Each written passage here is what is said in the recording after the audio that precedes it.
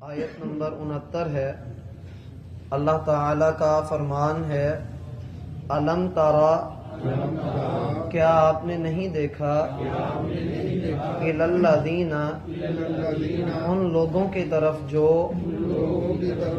یجادلون، جھگڑا کرتے ہیں، فی آیات اللہ، اللہ کی آیات میں، انا یصرفون، کہاں وہ پھرے جاتے ہیں، الذین کذبوا، وہ لوگ جنہوں نے جھٹلایا، بالکتاب، اس کتاب کو، وبما ارسلنا، اور اس وحی کو جو ہم نے بھیجی،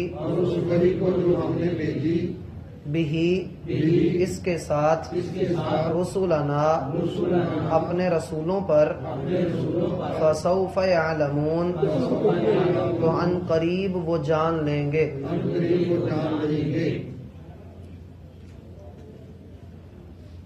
پچھلی آیات میں اللہ ذوالجلال نے توحید کے حوالے سے بعض ایسے دلائل ذکر کر دیے جن کے بعد انکار کرنا کسی صورت میں بھی ممکن نہیں رہتا۔ دعا کے حوالے سے بڑی گہری تعلیمات اس صورت کے اندر ہمیں دی گئیں۔ اب یہاں اگر پچھلی ہی آیت کے اوپر غور کیا جائے تو حضرت انسان کو کس انداز پر پیدا کیا گیا، کیسے اس کے اوپر ایک وقت گزرا، ایک زمانہ گزرا، اور ایک گندے جرثومے سے اس کو پیدا کر دیا گیا، اس کے بعد انکار کی کوئی صورت ممکن نہیں رہتی۔ تو یہاں سے آغاز ہو رہا ہے بڑے ہی سخت انداز کا، جس میں مشرکین کا، منکرین کا انجام اللہ تعالی ذکر کریں گے۔ جو پہلا لفظ ہے الم ترا، کیا آپ نے نہیں دیکھا، معنی ہے الم تعلم، کیا آپ نے جانا نہیں، کیا آپ کو اس بات کا علم نہیں۔ یہ بالکل ویسی ہی ہے جیسے سورۃ الفیل کے شروع میں آتا ہے، الم تر کیف فعل ربک باصحاب الفیل، کیا آپ نے نہیں دیکھا کہ آپ کے رب نے ہاتھی والوں کے ساتھ کیا کیا۔ معنی ہے جاننا، تارا کا معنی یہاں تعلم ہے کہ کیا آپ نے جانا نہیں اس بات کو۔ پچھلی آیات کو پڑھ کر، قرآن کے مزاج کو سمجھ کر، کہ جو اللہ تعالیٰ کے ساتھ شرک کرتا ہے اللہ تعالیٰ کے ہاں اس کی معافی نہیں ہے۔ الم تر الی الذین یجادلون فی آیات اللہ، کیا آپ نے ایسے لوگوں کو نہیں دیکھا کہ جو اللہ کی آیات میں بلا وجہ جھگڑا کر رہے ہیں، بلا وجہ اللہ تعالیٰ کی آیات پر، اس کے احکامات پر اعتراضات کھڑے کر رہے ہیں۔ آیات کا جو لفظ ہے یہ بڑا جامع لفظ ہے، اس میں زمین و آسمان میں بے شمار بکھری ہوئی نشانیاں بھی شامل ہیں، قرآن کی آیات بھی شامل ہیں، اور نبی صلی اللہ علیہ وآلہ وسلم کی نبوت اور رسالت کی گواہیاں بھی اس میں شامل ہیں، اور وہ دلائل بھی اس میں شامل ہیں جو اللہ تعالیٰ نے نازل کیے ہیں۔ مزید برآں اس میں اللہ تعالیٰ کے تمام تر احکامات بھی شامل ہیں۔ جو کوئی بھی اب اللہ تعالیٰ کی آیات پر، وہ کسی بھی معنی میں ہو، اعتراض کرے گا، اللہ تعالیٰ کے ہاں وہ مجرم ہے۔ دوسری بات یہ کہ یہاں تک، اس آیت نمبر 69 تک قرآن کریم کی اس صورت میں 5 مرتبہ اللہ کی آیات میں جھگڑا کرنے کی مذمت ذکر کی گئی۔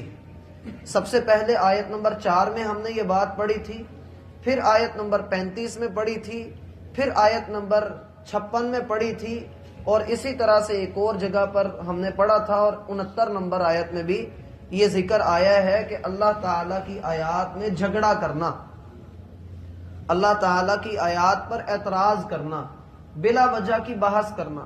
میں اشاراتاً ذکر کر دوں کہ بحث 2 طرح کی ہوتی ہے۔ ایک وہ ہے جو اللہ کے ہاں اجر والی ہے، محمود ہے، کہ جس میں انسان دین سیکھنے کے لیے اپنے استاد سے کلام کرے، اپنے استاد سے بات چیت کرے، اور دوسری وہ ہے کہ جو مذموم ہے، جس پر گناہ ملے گا، بلا وجہ اپنی عقل کے مطابق اپنے دین کو لے کر آنا، یہ کہنا کہ دین میری عقل کا تابع ہو جائے، تو جو کوئی اس طرح کی حرکت کرتا ہے، اللہ فرماتے ہیں انا یصرفون، یہ کہاں پھرے جا رہے ہیں، یہ کس طرف چل پڑے ہیں، کیا ان کو نہیں پتا؟ اسی طرح کی آیات ہی ہم نے پیچھے پڑھی تھی، وہ کہاں جا رہے ہیں؟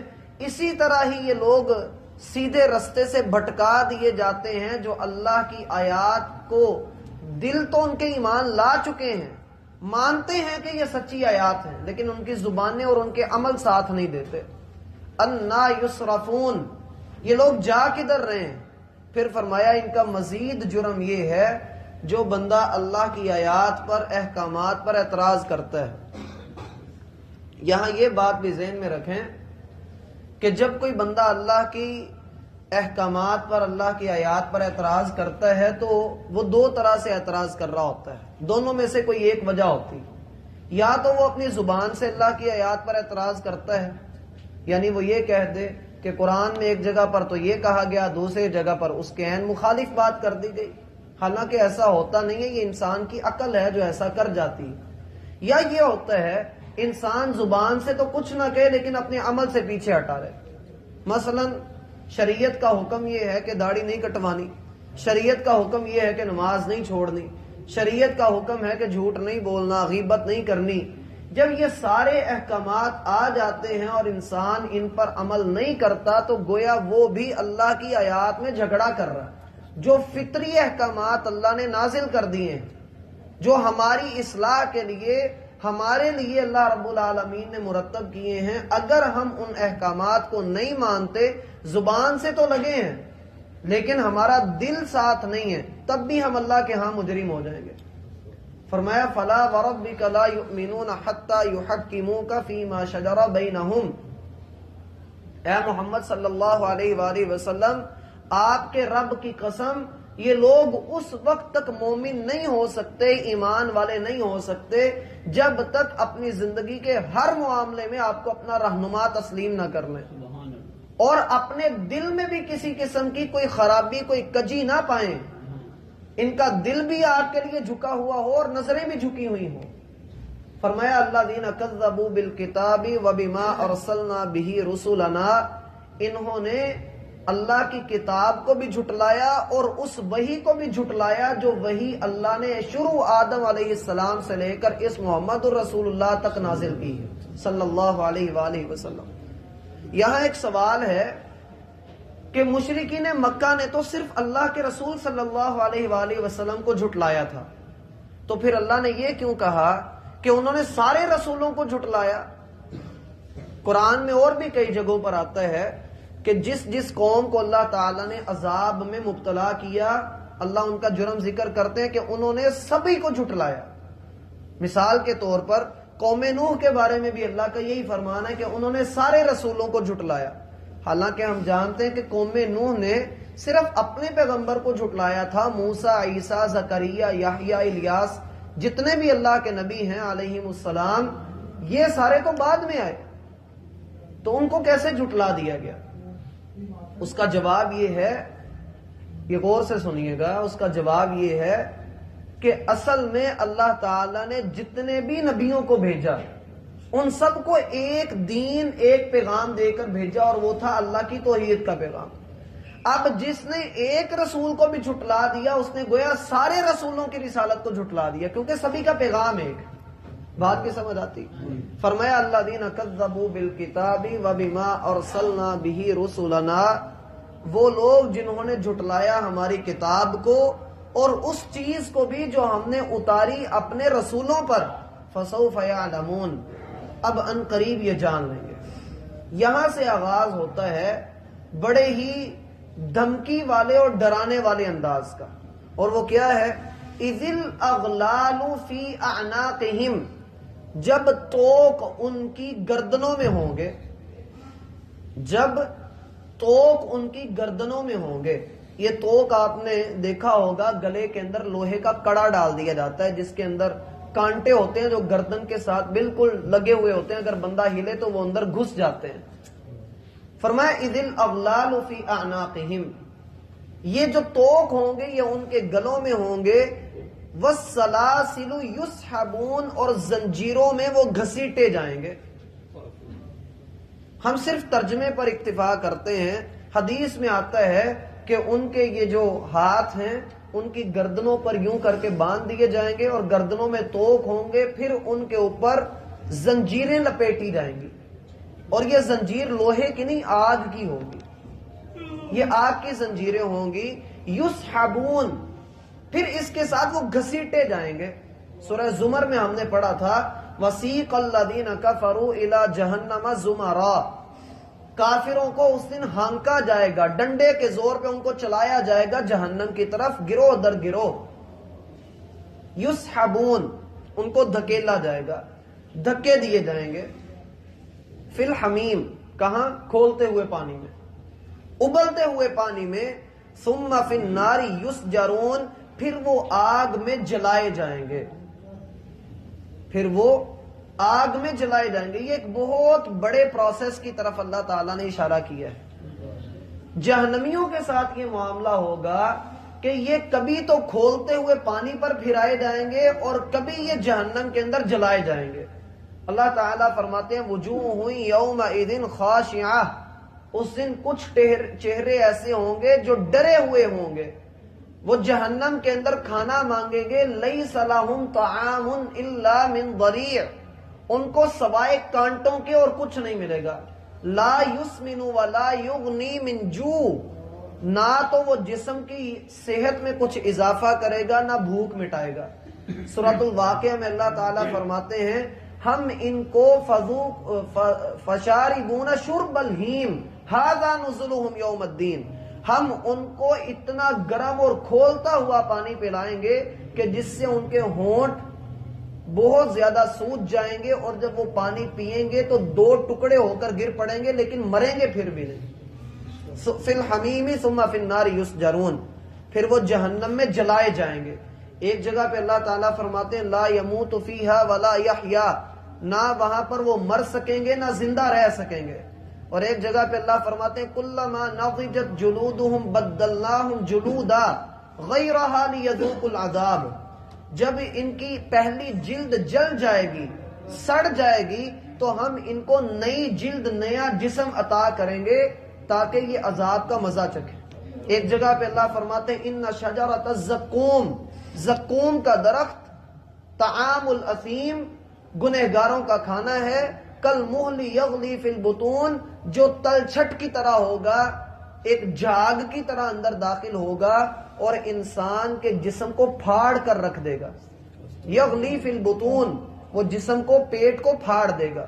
کغلی الحمیم، پھر ان کے اوپر جو ہے گرم کھولتا ہوا پانی گرایا جائے گا ان کے سروں کے اوپر، اور کہا جائے گا ذوق، اس عذاب کا مزہ چکھ، انکا انت العزیز الکریم، تو دنیا میں اپنی جھوٹی عزت کا دعوے دار تھا۔ ثم فی النار یسجرون ثم قیل لہم، پھر ان سے کہا جائے گا اینما کنتم تشرکون، کہاں ہیں وہ شریک جو تم نے بنا لیے تھے، جن کو تم اللہ کے ساتھ شریک ٹھہراتے تھے، آج وہ بچانے کیوں نہیں آئے؟ من دون اللہ، اللہ کے سوا۔ قالو، وہ کہیں گے ضلوا عنا، وہ تو گم ہو گئے، وہ تو ہم سے دور ہو گئے، ہمیں تو وہ ملے ہی نہیں۔ پھر ساتھ ہی کہیں گے، یہاں پر ایک نقطہ ذہن میں رکھیں، یہ پہلی بات وہ کہیں گے ضلوا عنا، اللہ کے عذاب کو دیکھ کر انسان اب تو یہ کہتا نا کہ یہ ہو جائے گا، وہ ہو جائے گا، میں بچ جاؤں گا، بھاگ جاؤں گا، یہ کر لوں گا، لیکن ابھی یہ جو پرسوں زلزلہ آیا ہے لوگوں کی حالت دیکھنے والی تھی۔ فرمایا ضلوا عنا، وہ لوگ کہیں گے کہ وہ شریک تو گم ہو گئے، ہمارا کوئی راہ ہی نہیں، ہماری کوئی مدد کرنے آ ہی نہیں رہا۔ اور جب ان کی زبان سے یہ بات نکلے گی تو ان کو فوری طور پہ احساس ہوگا اوہ ہم نے تو یہ بہت بڑی بات کر دی، اب اگر ہم یہ بات کرتے ہیں تو جرم تو ثابت ہو جائے گا۔ اب جیسے ہی ان کو اس بات کا احساس ہوگا، ساتھ ہی کہیں گے بل لم نکن ندعو من قبل شیئا، ہم تو کسی کو پکارتے ہی نہیں تھے دنیا میں، ہم نے تو اللہ کے سوا کسی اور کو پکارا ہی نہیں۔ اس کی تفسیر آتی ہے سورۃ الانعام میں، وہاں پر ان کے بارے میں اللہ فرماتے ہیں جب ہم ان کو جہنم میں پھینکیں گے تو ان کا کہنا ہوگا واللہ ربنا ما کننا مشرکین، اے اللہ تیری قسم تیرے رب ہونے کی قسم ہم نے کبھی شرک کیا ہی نہیں. اور یہاں بھی وہی بات وہ کہیں گے، ان کو جب اپنی زبان کے پھسلنے کا احساس ہوگا تو وہ کہیں گے کہ نہیں نہیں، ہم تو دنیا میں کسی کو پکارتے ہی نہیں تھے. اللہ فرماتے ہیں کذالک، اسی طرح یضل اللہ الکافرین، اللہ کافروں کو گمراہ کر دیتا. اللہ تعالیٰ دنیا میں اور آخرت میں کافروں کو پھر اسی طرح سے گمراہ کرے گا. ذالکم بما کنتم تفرحون فی الارض، یہ ہے وہ چیز جس کے ساتھ تم زمین میں خوش ہوا کرتے تھے. بغیر الحق، بغیر کسی وجہ کے تمہارا حق بنتا نہیں تھا. وبما کنتم تمرحون، اور تم شوخیاں بھی مارتے تھے. ادخلوا ابواب جہنم خالدین فیہا، اب جہنم کے دروازوں سے ہمیشہ رہنے کے لیے داخل ہو جاؤ. فبئس مثوى المتکبرین، وہ جو تکبر کرتا ہے اس کا ٹھکانہ یہی ہے، اس کا ٹھکانہ یہی ہے. اب ہمارے لیے کیا ہے؟ فاصبر، آپ صبر کیجئے. ان وعد اللہ حق، اللہ کا وعدہ سچا ہے. اس کی تفسیر پہ ہم نے 2 دن پہلے لگائے تھے، اسی صورت میں یہ آیت آئی تھی. انشاءاللہ کل پھر اس کے